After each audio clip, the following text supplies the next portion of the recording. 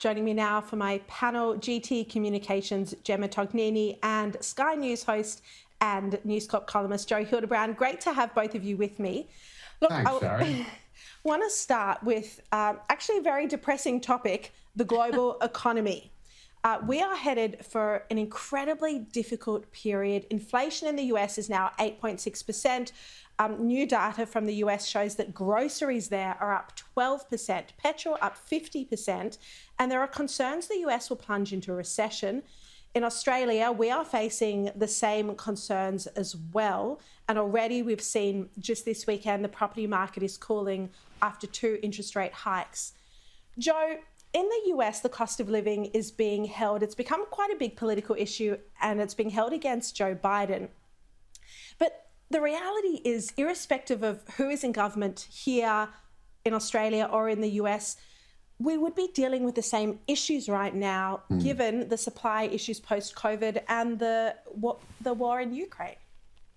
Yeah, I think that's true. I mean, the truth is that there's not a huge amount that either government can do about it. I don't think Australia will be going the same way as the US, or at least not as bad. It will go the same way, but I'm hoping that the peak of the worst inflation will hit before the end of the year and then start to improve. I mean, really, the Reserve Bank is the only agency that can do a huge amount about this, and it will do it by jacking up interest rates. That's already had a slightly depressing effect on house prices, or a stabilising effect. But in some suburbs, of course, it's done nothing, because all you need is 2 rich people at an auction and they're going to bid for whatever they want. So I think it is something that is just going to happen.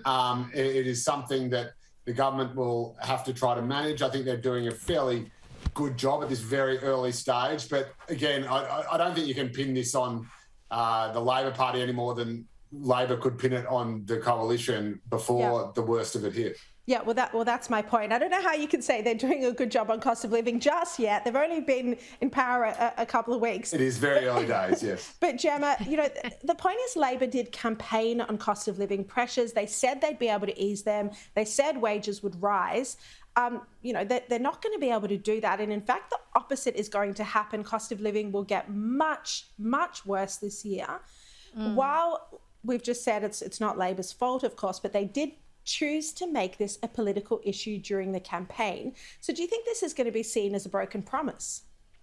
Well, this is what always happens in the political cycle, isn't it, Sharri? I mean, they have, as you've quite rightly said, they went to the polls and said, we will fix everything. We will find magical nurses that don't exist to staff aged care facilities 24/7. We will make everything cheaper. You'll get paid more. No one has to do anything more. So the inevitable outcome is when these things don't materialise, they'll be held accountable for them. Now, the mess that Jim Chalmers inherited is not of his making. They have started talking about, to their credit, I will say, they have started talking about, measures in recovery and a little bit of pain on the way and all that sort of stuff. Those are conversations that had to happen. In my view, there'd be more criticism if the Treasurer wasn't already positioning those conversations that have to happen. And I think that, I'm with Joe. I'm hopeful that the worst of it we are shielded from, because the Australian economy is fundamentally more robust. But we can do things in the next 6-12 months to lessen the impact. And I think we've become a little bit soft in our underbelly, economically speaking. So, tighten the belt, strap in, and hopefully we'll ride it out better than the rest. Oh, let's hope. It's going to be a very difficult time. Now, in the wake of the election, Scott Morrison has expressed an idea to some of his close confidants about one possible way to deal with the Teals in future elections. He's discussed having the Liberal National brand, so the LNP that's just in Queensland, the Liberal National Party brand, as the main Conservative party Australia-wide, and instead setting up a progressive arm of the party. That would be the coalition partner, a modern progressive arm to run in those inner city seats. Joe, do you think this is a good idea? I don't really see how it would work. I could understand how this might look good on the back of a beer coaster after a couple of beers have been consumed. But if he's suggesting that the Teals could be to the coalition what the Greens are to the Labor Party, again, I don't see how it would practically work. The only way the LNP is going to regain ground and be a competitive force again is by targeting traditional values voters, traditional working class voters in the outer suburban and regional seats, the sort of people who have drifted perhaps from Labor to groups like One Nation or the United Australia Party. Well, I think that's what he's suggesting there. That is what that's right. But that's right. So a lot of people have been saying that that's what the LNP has to do to survive. And I agree. I think that is what they have to do to survive. And as someone who is very sympathetic towards Labor, I think it's a real worry for the Labor Party.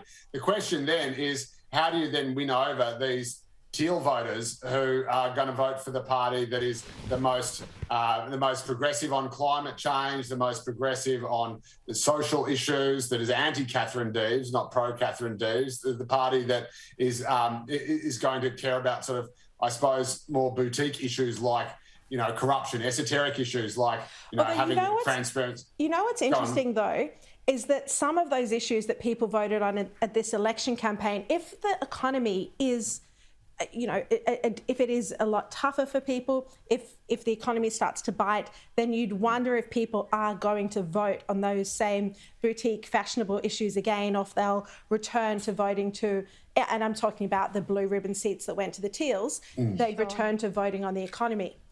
Well, it won't bite in those seats, I guess, is the point. They can afford to worry about things. If the economy's bad, it will happen. It'll bite everywhere. Yeah. Can I just jump in on that one, Sharri? There are two things I'd like to say on that. I think we've got a bunch of first-time MPs in these so-called Teal seats. I reckon there's a few Maxine McHughs in there. I think the assumption that A, that they will all hold their seats at the next election, and B, survive a first term in federal parliament when none of them have got a clue what they're in for, and they're also heading for irrelevance in terms of the structure of the lower house. So there's that. The second thing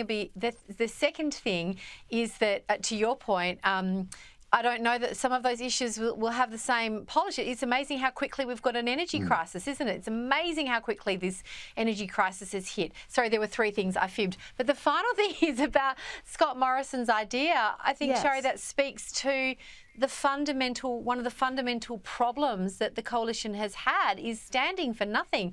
That's a cosmetic approach to a fundamentally structural issue. That the coalition doesn't have a branding problem. The coalition, and I say this as a coalition voter and a Conservative, the coalition has an identity crisis, as does the Labor Party. We're talking about the coalition right now. They have an identity crisis, and rebranding it is not, and putting another branch of the party is not going to be any kind of substitute for finding something to stand for and standing for it. Voters are attracted to candidates who clearly articulate their purpose, their passion, and put their purpose over their preference. I don't know if it's a branding issue though. It's allowing them to campaign on those conservative issues that they were kind of torn about being outspoken on because they needed to appeal to those inner city voters. But it's another way of them having, you know, riding one horse and leading another. They're just. Joe, before we go, I want to ask you about the NDIS. Bill Shorten today has called on the states to step up disability support. He's also flagged that the way the NDIS is operating, you know, it can't go on forever, and there might need to be a section of people who turn to other areas for support rather than the NDIS. The states are hardly going to want to contribute more to disability cases, though. Well, I suppose before the NDIS came along, the states were doing most of the heavy lifting. I'm actually coming to you now from my best mate's house. It's the most wheelchair-friendly house that you'll ever see in your life. He's a quadriplegic, and he also works in disability services, and he knows all this stuff inside and out. And yes, it is true that the states used to do a lot of this stuff, and when the NDIS came along, they all just went, okay, that's it. We don't have to do anything anymore. Now, this could be anything from the provision of wheelchair taxis that can accommodate wheelchairs that have been absolutely decimated by the rise of Uber. It could be things like information sharing. He just got a questionnaire sent to him from the NDIS asking him if he was receiving anything from any other insurance schemes, like, for example, in Victoria, the Transport Accident Commission. Now, if the NDIS doesn't know this, that is a massive problem. In his previous job, he used to get all the data from births, deaths and marriages to make sure they weren't handing out payments to dead people, quite frankly. So there is a huge amount of just a lack of knowledge, a lack of staff with expertise in this area who actually know what people need, and providers, of course, saying, hey, we're going to throw all this stuff at you, and then just bill it all to the NDIS. Okay. A lot for Bill Shorten to sort out there. Joe Hildebrand, Gemma Tognini, thank you very much for joining me once again. Thank Thanks, you, Sharri. Sharon. Enjoy All the the break. best with your bub. We Thank miss you. We'll Yeah, see you when take you care. get back. Congratulations. Thank you so much.